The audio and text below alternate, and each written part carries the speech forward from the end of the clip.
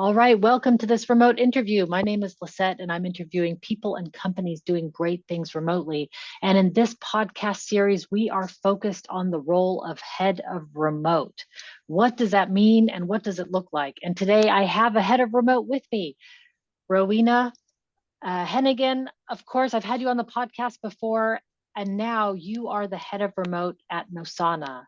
And so I'm going to start with this first question, which is, what is the head of remote at Nosana? What does that role look like for you? Super question. And as this is such a new role, Lizette coming out, head of remote operations, we hear, sometimes we even hear chief of remote. So for me, with my role with Nosana, it has been a bit of a custom fit. So to set the scene a little bit, Nosana are a high-tech growth startup, and they're focused on Bitcoin, AI, and crypto in that market. They're a marketplace for GPU reuse and utilization. And they were founded by two founders out of the Netherlands about 3, 4 years ago. Yeah, wave to all those clever Dutch people out there. And I was very lucky to come across a couple of the team last year in Turkey. So I got to know them through a physical event. And through that, and through them seeing me present on remote work during that event, that started the conversations I was having with them for about 6, 8 months on and off before they commissioned me as a head of remote back in April. So, head of remote for Nosana in my role, and this is, I mean, I think this is really exciting because it's a new role. And also, I guess because I've been in tech for so long, Lizette, it doesn't really scare me so much if it's not completely defined with rigid boundaries.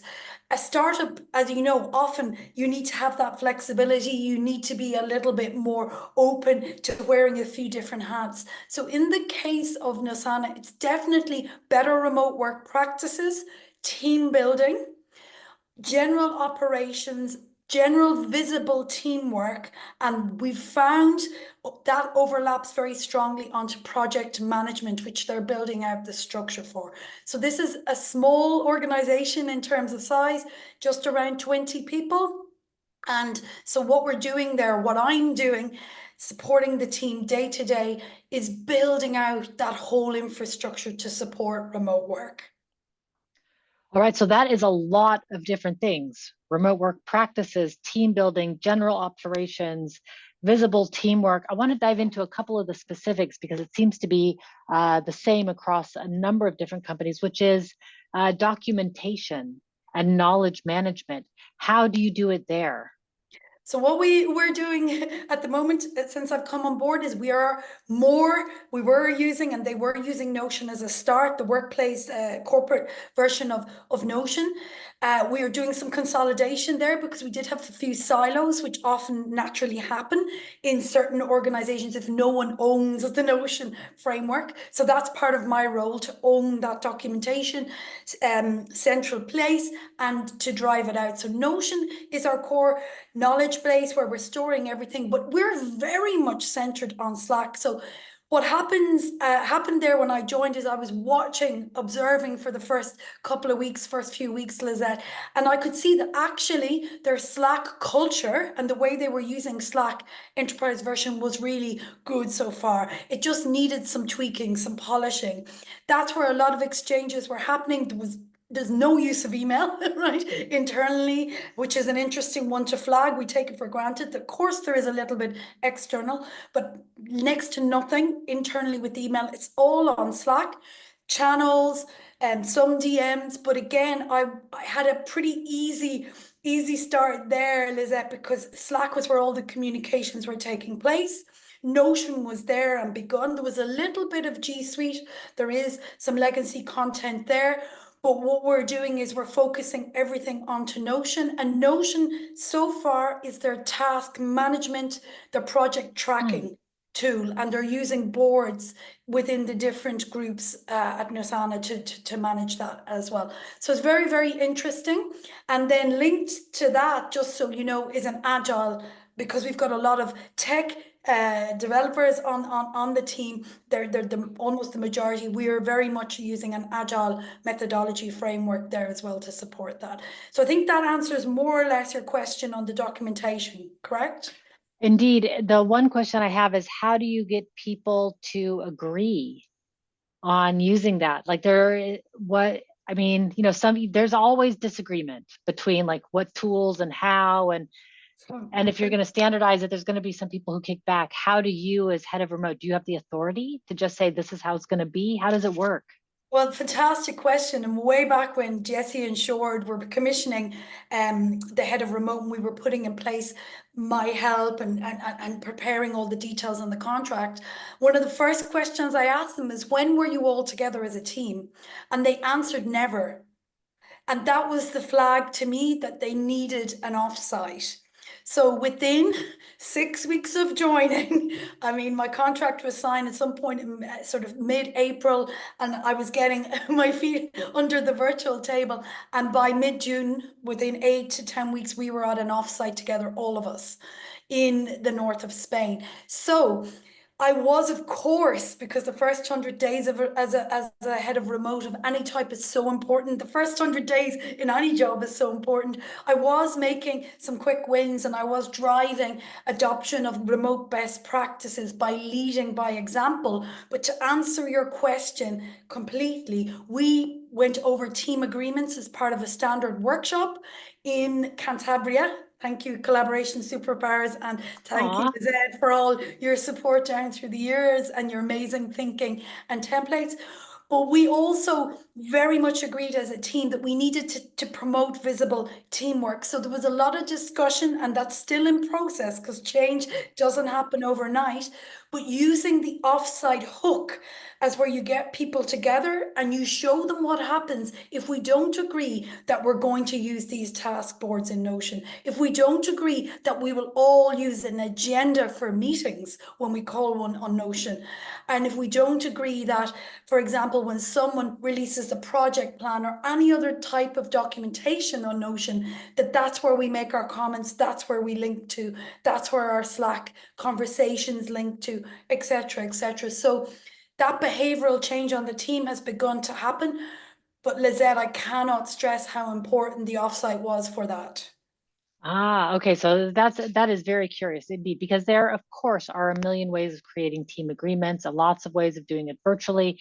I'm having an experience with a team right now where it's just that they're having so many meetings that another meeting to talk about how we're working is just they just want to get on with the work. And so it just takes forever. So I love the idea of you're actually saying, no, we're going to pull everybody aside. We're going off site. We have to meet everybody. And there is where we're going to agree on how to work together. What if you can't get off site? Well, you've probably heard from our community of experts, you can, if it's not possible, and actually we didn't have everyone there. We had some people who couldn't attend naturally, because we're a global team and not everyone can make for different reasons. So we ran some virtual sessions in a kind of, I hate to use the word hybrid, we tried to do it a bit differently. We also then had some follow-up workshops from the offsite.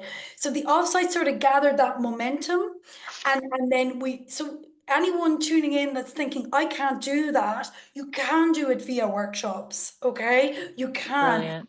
But I think you really also have to get into the conversation of what is bugging people. Like you gave the example there of too many meetings. We had the same when I started, and I used a few different techniques. They're still evolving because in a startup you have often very tight timescales for different projects. There can be pressure when we've got development release cycles, etc. But we looked at, for example, using Slack and a template for Slack, which was a format for async updates. So rather than putting everyone on a call, like a project planning call, we might have a check-in halfway through the week, and we were using a Slack thread, for example, to avoid that call, but get all the updates in one place on the relevant Slack channel. So again, what are the pain points? So you've identified pain points. I did the same. Meetings were a pain point when I started, and the feedback I've gotten is when we do have a meeting, they're much more efficient. so far. And then they also feel, the team, that they're more enabled to say, no, we don't need a meeting. Let's try this. So they've got some options rather than simply just always being online and on meetings. It tied in with that as well. I've been encouraging, and we spoke about this at the last offsite, people to keep their calendars up to date. In your team agreement, the availability of people is really important, but also empowering people to realize if they need to do deep work as developers, block their calendars, put in the 2 or 3 hours of deep work, make sure their calendar is synced to Slack. So we've seen more of that as well, where people are feeling, because it's part of the culture now, hey, I just need this afternoon to focus on whatever this is, and my calendar shows a little deep work or in a meeting emoji on the Slack availability. So that's a subtle one that really matters over time. It compounds because more and more people are getting to know that. And so there, I think that answers your question in terms of, if people can't get together, lots of these tricks and tips, you can adopt them in the virtual world as well. There's no problem. Yeah, and I love how you're highlighting ways that you can be visible with how you're working online with really simple tricks, like just the status of your Slack, the symbol that you use connected to your calendar, like that. Just, somebody at a glance can see, like, they're busy, they're focused. I'll come back unless it's really important, or, so I'm just trying to find more ways of creating visibility like that. But I'm sure we'll get to more of that. But I want to talk about, you've now had it's been more than 100 days now that you've been working. And I remember your lovely LinkedIn article about your first 100 days. And I wanted to talk about that with you. Like, how did you start? What were the first things that you did? I heard observing I Slack. was, So yeah. like that's really good, because that's like being at the office, right? You're overhearing all the things that are Mm. happening if that's the main place that people are talking.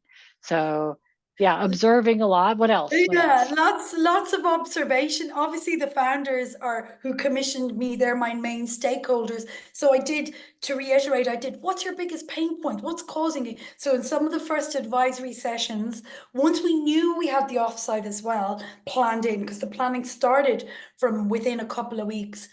And even the morale, like I got the feedback, even the morale as the details of the offsite, people were getting really, really looking forward to seeing each other. One of the team said, getting to know the person behind the screen. And that became our kind of motto, that we wanted to connect really intentionally. And I know in your interviews you've had people who are way more experienced than me in offsites. I'm still a relevant newbie, but that's one of the things that really, that fostering deep connection. So I really started to try and do that in the way I was interacting, to answer you very directly.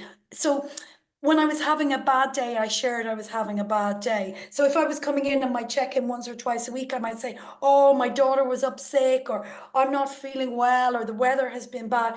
Because I noticed from observing on Slack that it was quite vanilla, the interactions. So one of the things, Mm. even from the way I introduced myself, but going on, was that I was trying to be that role model for real, honest, transparent communications. Because you almost give people the permission if you do it first. And there's a certain argument for momentum there as a new head of remote, that you can set the scene for your tenure, for your efforts. If you're sort of, hey, I'm Ro, I'm menopausal, which I did say. So sometimes at the moment I'm really tired, and my hormones are up and down. And when I went to the offsite, I got lots of feedback from the team saying that changed a lot of the dynamic. I mean, of course, we did it in person as well, but I started it virtually. So I think that's an interesting one. So getting my feet under the table. Yes, I observed, but I also was trying to be the role model for honest, transparent communications. And there's a lot of nuance in that, Lizette. There's a lot of sort of when to say it's better to record an audio or a video. And I did all of that. Like in another introduction, I was using a video, I was using an audio. I then also tied in with their culture. They use a lot of GIFs, they use a lot of emojis. there's a lot of photo sharing as well, because the team in general like to take photos. We have some younger people and they love sharing photos of if they do get together in the different countries, or if they're out hiking at the weekend or whatever it may be. So not everyone, but that's the general. And that's been at my 3 month review, that was a lot of the feedback around that was morale, a lovely atmosphere. It feels more like a team. People are more willing to share. It just seems like a nicer place to work. And it doesn't matter that it's virtual or otherwise. People are friendly, they're chatty. And that's what I was trying to do. And then the first 100 days, I think in the article I was talking about trying to be that leader that you want to see as a remote work leader. How can you model that? And I also spoke about, even though we were pretty busy and it was quite intense, I took the time off I was due. I set up my handover document. I gave notice. I started again to demonstrate what was best practice within my knowledge and then bring it to Nosana. And back to the earlier question, documenting it all the time. So there is a team handbook that's already in a version, almost ready for release within these. I mean, I'm on to my 5th month now, but all of this I was documenting. So what was working, what people reacted to, I started to document. I documented the team agreement centrally on Notion as well, the template, the agenda, agendas, etc., etc. So a lot of what I was doing on Notion, acting, I was also with the remote best practice, getting it onto documentation. So it's there for others to learn from. Did you get your priorities then from the founders, or did you also were you collecting feedback from all the people? Yes. How did you, so you collected feedback from Like everybody? both. So it was both, right? Around the 20th of June, we were at the offsite. That was quite soon after me starting. That was within the 100 days. So we got feedback before and after the offsite, and we picked up as part of that feedback what they wanted to change. And that's where I was taking my guide, still building on. Not all the meetings are clear, the roles in meetings aren't clear. So we kept tweaking, we kept asking for feedback. Um, we built out a very, very informal social chats that happen if someone decides them, and we all go on a coffee call. And we've started a lunch and learn program. But yeah, as well, but we're getting together in November again. So we actually in July announced the dates, the provisional dates for the next offsite. So the picture I'm drawing here, and this won't be possible for every team, but for us and for myself and the founders, especially after the success of the first offsite, we believe that a fundamental part of our strategy, from an operational perspective, from a team building perspective, from a morale perspective, is to get the team together as much as possible, all of them that we can, at least once a year. We're aiming for twice this year and hopefully twice next year. And we already have the dates provisionally scoped out, Lizette. The team knows about it. And so I'm answering your question by saying we're also designing to that. Do you understand what I mean? So team agreements, I could do another virtual top-up session on how are our team agreements going, or I'm going to do it in November when we'll all be together in Marrakesh. So we're doing a week in Marrakesh. So this is, see where I'm coming from. You can begin to look at how you model and strategize differently if you know you can have this in-person time. Right, there's things that you can save for being together that can be topped off in between. Indeed, indeed. And and You and know, and sort just to answer your question, no, make sure, and your priorities at the head of a remote can be driven by not all, but it can be driven largely by that rhythm. I love Um, that. It's like a lovely feedback rhythm yeah. that you're really putting in place. And then you can put in like smaller loops in between. But I was going to say that the when Management 3.0, when I worked on their team, we were all remote until one year somebody insisted that we do an offsite. And I was against it because I thought, oh, if anybody can do remote, I can do remote. But that offsite changed the team. It changed everything. Like the dynamic was better. We went to Lisbon, I think, and we were dancing in the streets of Lisbon in the middle of the night together. You know, an experience like that bonds you forever. You know, you always that's way better than the best online meeting I've ever had. It will never be as good as dancing in the streets of Lisbon with my team, I have to say. Totally, totally. And like I do event work. I mean, I've gone to a lot of done workshops at a lot of big events in the recent years on remote work. But what was really powerful experience, apart from the fact that trust was built with Nosana. So by the time we got to Canterbury for the first offsite, the trust was built was genuinely hand on heart. I was stunned by how deep the connections were by the end of it, particularly because people were really open-minded. It was a beautiful dynamic. We were sitting in the sunshine, we were out surfing, we were hiking. Obviously, I helped to create some of that, definitely with some of the different activities.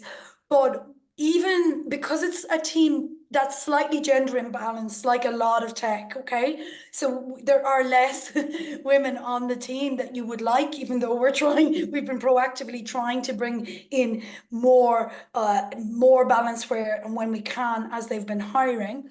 But what was interesting that even in one of the workshops where I sat changed a lot of the dynamic, because when there's only two or three of you in a room, where you sit as a facilitator can change the energy if it can be one gender dominated, which a lot of tech is. I've been in tech for 25 years, so I know where I sit in a room can make a difference. So in some of the facilitation that I did, we even noticed things like that.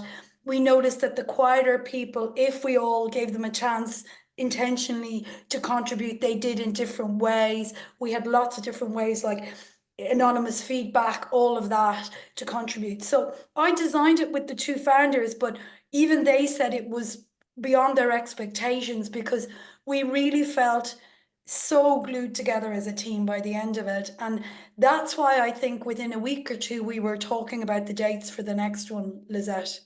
And Yeah, I it, believe it. Yeah, I believe you set your cadence, you know, for yeah. like what the team wants and needs in order to be together. You said a number of things which would strike me, which is that you've role modeled the behavior and that you came in with the enthusiasm and talking with people and you insisted on the offsite. What personality traits? I mean, those are some strong that's like strong personality traits that are needed, right? Like you're driven, you're not afraid of being authentic and vulnerable in front of a new group of people, mostly men. Like what personality traits do you think are important in this role?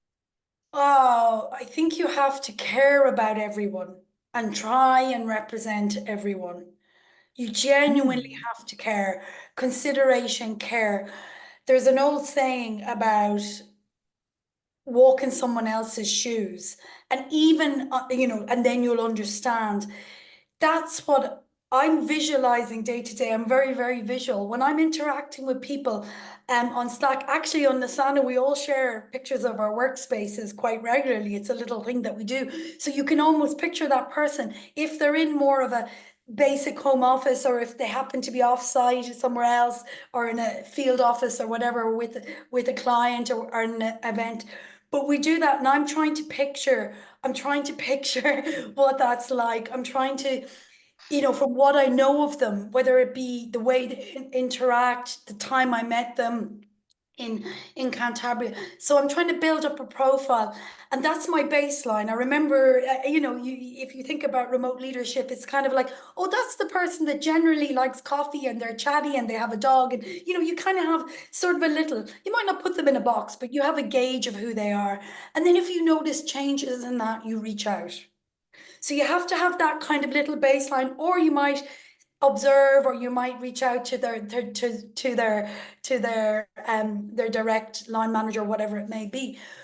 But I guess because it sounds cheesy, because my heart is in the right place, most people welcome that.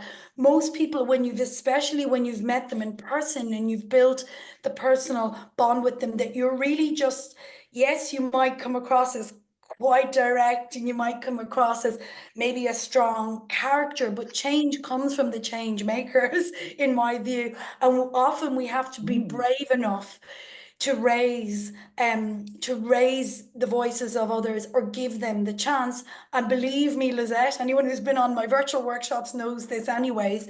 But in my personal workshops, the feedback that I often get is, I never thought about that. I never thought that person, when we give them the space, thought that, or they needed that, or they could say that. So there is an element of vulnerability and honesty that's invited. And luckily, the two founders I work with are both those things. They are amazing young male founders who are open completely to saying, I'm not perfect. I don't always get it right. I'm learning. Some days I don't want to show my weakness. They've said all these things. And so when they do that, it gives everyone else the permission, to also join in. So I facilitate that. And most of the companies I've worked at, you'll find those people, is it's just a case of course, there's adjustments, but I think it is really about emotional sensitivity, emotional intelligence. But the power of being together, that was really reinforced for me in Cantabria. It's why we're going to Morocco in November, because it's there when we look each other in the eye, on, especially as a fast growth startup, that we can go, where can we improve? What do you need as a human being? How can I help work be better and easier for you every day? And to wind it up, and it's part of our motto for our next offsite, actually, to give you a little top secret, I care about you. Because we all care about each other. We all care that Nosana is a nice, enjoyable place to work. And I'm the guardian of that care. That's, I believe, is part of being head of remote. And therefore I have to protect it and hold it for the team and make sure that everyone remembers that we all care about each other. I love that. So you're sort of the embodiment of, yeah, Yeah, you're the caretaker of that. yeah. What about the things that, okay, I realize we're running out of time now, but I have to just ask the challenges, the things that have frustrated you the most. Like you're now in the, in the real team, in the real world with these real personalities. What is frustrating about this role? What is frustrating about this role? Oh gosh, I'm really enjoying it. I think I was really overdue the change there's been, of course, because I haven't been part. I've had my own core team for my own training and facilitation and different other work, but I think maybe if I had to pick one thing, it's just maybe that sort of size, that the sort of more, like, just because tech is so fast moving, right? And it's very much about just getting stuff done, right? And so the only thing that's challenging is, I think, my previous, and this has been really honest, my previous way of working, where I might have been in and out, this is different. I'm more in with the brickwork. And because of that, I'm not always, it's a different way of operating. So what's been frustrating for me is that I've had to change a little bit my rhythm, my way of operating. So it's more a self-reflection point. When you're a head of remote, fractional or otherwise, and you've come from advisor and consultancy and training work, it's a change. So I've been frustrated a little bit at myself and how my adoption of those changes.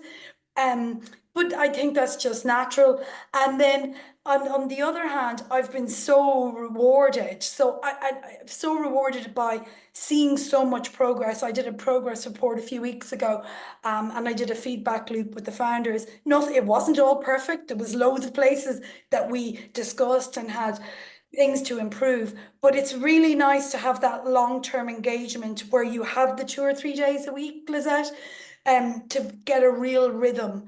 Different weeks it's been more like full time, depending on the offsite schedule, coming up to an offsite. But that's my main frustration, that I've come from a slightly different way of operating in recent years. But other than that, it's all good and I'm really enjoying it. I can imagine. Well, I think that frustration leads to empathy for other people going through change on the team, right? So it's just it sounds all good. It's like all the good kind Totally.